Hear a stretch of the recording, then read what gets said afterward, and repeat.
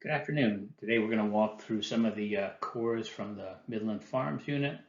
It's one of the Grayberg low-stand Uid shoal complexes, and I want to touch on the sedimentology as shown in the cores and kind of expand that out to the larger framework. So we're going to first start with the bigger picture, Delaware Basin and outcrop stratigraphy, move into the Midland Basin, and then dive into the reservoir, into the three cores that we picked, and work kind of a down dip to up dip cross section, look at how that might tie into the larger reservoir story. Okay, so yeah, the goal is kind of, again, how do we use this core-based stratigraphic framework to better understand the reservoir system and leverage that against things like the seismic data and the log data. The important things, I think, are try to understand the broader sedimentology, what it means about the 3D distribution of the units, and then tie that into the regional stratigraphic framework, both in the Delaware and the Midland basins, and then also, come back into this Fasken Ranch data volume, which is kind of a unique data set, and build down all the way into the reservoir. And then later, on those of you that are still around on Wednesday, you'll see how Robin turns this into a geocellular model. But a lot of the basic ground truthing needs to come from the core data. Here's the map of the Permian Basin showing a Delaware Basin outline on the left, the Midland Basin on the right, and then these four Grayberg system plays, the premier sand-dominated play out here on the northwest shelf. This light blue trend is the main eastern margin, the Central Basin platform fields like McElroy and Dune and some of the Foster fields, North Cowden, etc. Means Field as well. And then the red dots here in Andrews and Martin County, those are the Midland Farms, maybe, in that trend, which we've highlighted as these low-stand Uid shoal complexes. And then finally down on the south, you've got the Ozona platform setting. As you can see, there's some pretty good sized fields here. McElroy, North Cowden, they're the big ones at over 500 million barrels of cumulative production. Midland Farms is down here about 160 something, and I think maybe is around 120. So they're pretty good sized fields along this basin restricted wedge. And overall, in the bigger picture, of course, the Guadalupian dominates the conventional production, and the San Andres dominates the Guadalupian part of the section, but the Grayberg is number 2 in line in that area. So this is a significant contributor to total Permian Basin production. Sedimentologically, just to look at this in the bigger picture, and this is what we've worked on for a number of years here, the story I'm going to push is that we're looking at a rather distinctive set of carbonate grainstones. These are tidally dominated grainstones. There's several requirements to get those kind of grainstones. So most of the grainstones we see, say, on the eastern margin of the Central Basin platform, the northwest shelf, even in the outcrop, the majority of those are relatively thin lagoon inlet barrier systems or foreshore shore face systems that typically the total grainstone thickness is limited to about 2 to 4 meters, maybe, something like that. Whereas these stacked tidal bar complexes, we know from the modern as well as in the ancient that these things can accumulate significant thicknesses, several tens of feet, and they also extend miles into the interior because they have a very strong tidal current velocity, which is typically accentuated. In our case, it's amplified by this Bay of Fundy type geometry here, where we've got a restricted Midland Basin, and there's tidal focusing here. And the other key thing is that we've got a slightly deeper water lagoon in back of us, in back of the Midland Farms shoal complex, which allows tidal exchange going over this structurally enhanced feature back and forth, and that creates the big ebb and flood tide pattern that generates these big Uid bars. So they're kind of a distinctive.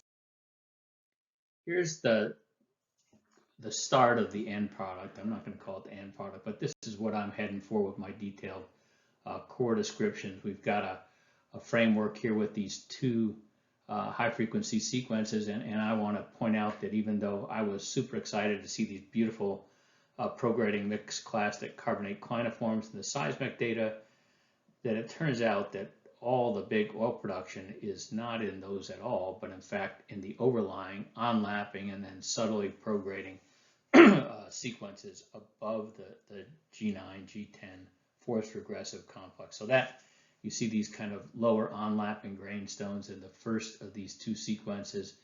And then there's a well-developed sequence boundary across these seaward stepping tidal flats in the middle of the reservoir. And then the main flow units are these two grainstone dominated cycles with some exposure and karstification on top of them. Highly umolde, kind of a complicated story, but there they are. And then you can see down in the lower image, they also are the things that are creating this big acoustic impedance anomaly on the seismic data. So the two cores on the left, the MFU 523 and 370, those are the ones we're going to look at. They are these two here, and this bright impedance low here, this high porosity zone, is tied to these upper grainstones. So that's the target. That's what we're going to focus in on. But we'll walk through the record for 523, 370, and more on the interior side, the 426. So at the end of the day, what we'd really like to do is say, all right, if we can tie the seismic, the core to the logs to the seismic, and if we can start working with a depth converted acoustic impedance volume that does start to replicate porosity distribution, such as this geobody feature I've created here. Here's the different cores we used in the study, the coincidence of this geobody here, this low acoustic impedance geobody with these red grainstones would be the distribution of these tidal bar complexes, we think. And then if you step out larger, here's MFU down in here. If you step out regionally, where else do we see these high porosity units in the region that might be either oil productive or potentially good zones for saltwater disposal? So the regional framework, let's take a look at both in outcrop and in subsurface. So we're up here towards the top of the Guadalupean section. We're going to look at a little bit at this top San Andres karst, and then the GL1011 system right in here. So high up in the section, relatively speaking. We're not looking at the Wolfcamp or Leonard for today. So that's going to put us here on this regional cross section. That would be the main San Andres reservoirs are going to be in this lower San Andres composite sequence, the L7 through G4 packages, and then things like Yates and Hobbsfield are producing from the G8 and 9 here. But then there's this big sort of NG9 and through most of G10 mixed clastic carbonate downstepping complex. That's that plus the associated retrogradational event above it. Here's things like the Premier Sand in the middle part of the Grayberg. That's where we're focused. So there's again this end lower San Andres sequence, and then that's tied to this big cutoff transgression that comes up onto the platform, and then you start to prograde out over top of that. This would be in this outcrop. That's about the G1 there, where cutoff is coming up over the lower San Andres L7 and L8. And then you prograde out here. The top of the G4 is right in here, and that's going to be the out in the basin. That's going to be the Bone Spring Lime at the base of the Brushy Canyon. So that tie, this would be the cutoff, we call it, or it's called the Bone Spring Lime in the Delaware Basin, or it's called the Clear Fork, unfortunately, in the Midland Basin. And then right on top of that, you're going to get Brushy Canyon, Cherry Canyon, and then the big forced regressive wedge. So what it looks like on the seismic in the Midland Basin is this. So this big boomer here, that's the cutoff as we map it, this clean gamma ray event here. This is going to be Brushy Canyon, that's Cherry Canyon. And there may be some, in this G9 part, there's going to be some carbonate as well as siliciclastics, and then up into the Uid Shoal complexes. These are the big seaward stepping ones here, and then right where you see the core interval come in, and that well, that little sliver in there, uppermost G10, G11, that's where the reservoir is going to be. So that's going to be this system here. You think about it, end San Andreas time, this big forced regression, that's what you see at Last Chance Canyon, for example. And then on the Algerita Escarpment, if you had the time to walk it all out, all the way to the Western Escarpment, you've got from a 1,200-foot San Andreas down to a 900-foot, and eventually much thinner as you get out to the west face. So that's the big forced regression at the end of 9 time. And that's where Jason Rush is working in detail on the Brokoff, where you see these big end San Andreas karst-infilled sand pockets, etc. So this is Jason's detailed model for that. These mixed clastic carbonate cliniforms, like we'll see in the seismic data,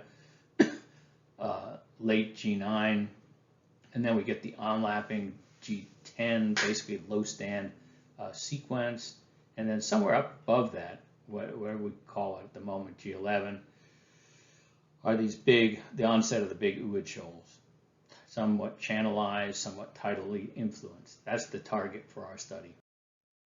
Okay, so it's also tied into this big shift from more humid to more arid conditions here. So once we get up into this system, it's really a mixed siliciclastic carbonate system with a lot of sand as well as carbonate. So if we flip it over, that's the surface here in the outcrop and the Delaware Basin. Here's what we see in the Midland. Very different story, because the Midland is a much shallower basin, and when we get this end San Andreas sea level fall here, top G9 sea level fall, it's shallow enough in the Midland Basin that it starts to actually fill in with shallow water Uid shoals and clastics that prograde in a spectacular fashion and infill the basin. So there's the MFU unit. That's where we're going to dive in here, looking at this record of infill in this area.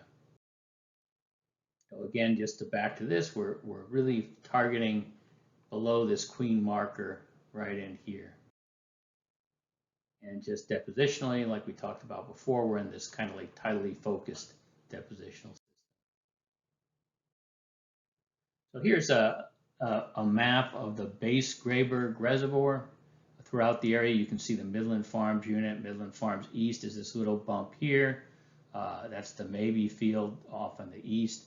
Here are the cores that we used for the study, 2 in the MFE, 2 up there in the MFU North, and then the 13 or so in the Midland Farms unit itself. And we're going to be looking at the 523 here in red, the 370 in whatever color that is, and then the 426 in this purple. So more of a basinward to landward transect. Just another map to show you from an angle where we're focused. So we're going to dive in and look at this view in here. This is the big picture showing you what the whole kind of basement up to reservoir looks like, and it's quite interesting. There's this deep MFU sort of structure. This is one of these, I think, probably compressional, either ancestral Rockies or Ouachita structure, and the top of the reservoir is slightly bowed over that thing, and so is this lower black line here. That's my pick. Very difficult thing to do, but anyway, that's the top of the prograding cliniform. So you can see top lap truncation here. You can see it here. See it here. So these are the prograding cliniforms, sort of N G9, maybe latest also G9 into G10, and then this high impedance reflector here, probably tightly cemented carbonate or sand, that onlaps this sequence boundary here. And then right here in these bright low impedance packages right in here, those are coincident with the core intervals in the reservoir. That's the target zone that we're going to be studying. So you can see there's the 370 number there sticking up, but this is a 3D view. That's the area that we're zoomed in on. So we're not studying, and the reservoir is not developed in this highly progradational mixed clastic carbonate part. It's sitting right in here with these big tidally influenced grainstones right in this setting. So it's actually more transgressive than it is regressive in setting. And then of course here this high impedance guy here, that's the cutoff, the tight cutoff mudstones, or however you want to call it. And then this would be Brushy Canyon down in here with this mixed acoustic impedance, and then Cherry Canyon. And you can see this nice interfingering of carbonates and clastics as they prograde out. Just to remind you again, the similarities that are fairly remarkable between this downstepping N. San Andres package and then the onlapping and eventual development of these Uid grainstones in the outcrop. Looking at this kind of looking obliquely up dip, I want just to emphasize again this top lap truncation of these cliniform successions here, and then followed by the onlapping and development of the low acoustic impedance, high porosity grainstones here in the Grayberg. The black cylinders, yeah, they're the chord intervals. They're around 200 feet to give you a feel for vertical scale. And this is a depth converted seismic volume here that we're looking at. And that from the south end of the reservoir to the north end is about 3 miles. So that's, again, the overall picture. That's what I put together in terms of the stratigraphic framework. And we'll go over that in these 3 cores. We won't look at it in every chord well. We're still tying a few loose ends together there, and it's quite complicated in a strike view actually. But this is a key surface here that we're going to highlight in the cores. This one in the middle, that's going to be the top tidal flat succession. That's the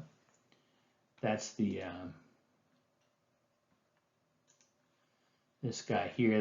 That's the top of the tidal flats, and that's a very, very sharp surface. And right above that surface, you'll see these thick cross-bedded Uid grainstones, 20-foot individual package of grainstones. So the only way that's going to happen, where you have enough accommodation space to put 20 feet of Uid grainstone, or in fact 40 or 50 feet above some tidal flats, is an overall transgression.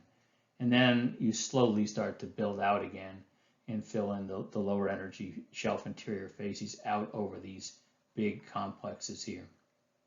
But as I pointed out before, it's the remarkable development of these grainstones, the thickness of them, which is, far exceeds anything we work on up in the platform top in fields like North Cowden and McElroy.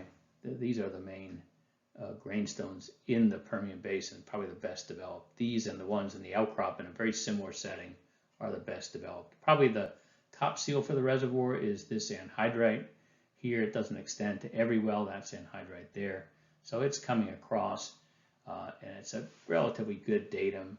I find that actually this turnaround between these tidal flats and the grainstones is perhaps is one of the best, most robust datums in the field. This core I just showed here on the landward side, this is way up in the Midland Farms North, and you'll see in the seismic data that there's a kind of bar complex geometry running through these wells, and then you'll see it dip down before it comes back up again at Midland Farms North. So this is a pretty big area. This is like basically a 3.5 mile window in between the north end of Midland Farms and this Midland Farms North. And this is at least a small lagoonal area here, but it may well have extended much larger than that. So on the seismic, as I mentioned before, this is this nice tie between the acoustic impedance here and these big Uid grainstones. So the red are the Uid grainstone shoals, and there, that's just the digitized core description. This is the core description that I'm using here, simplified from my notes.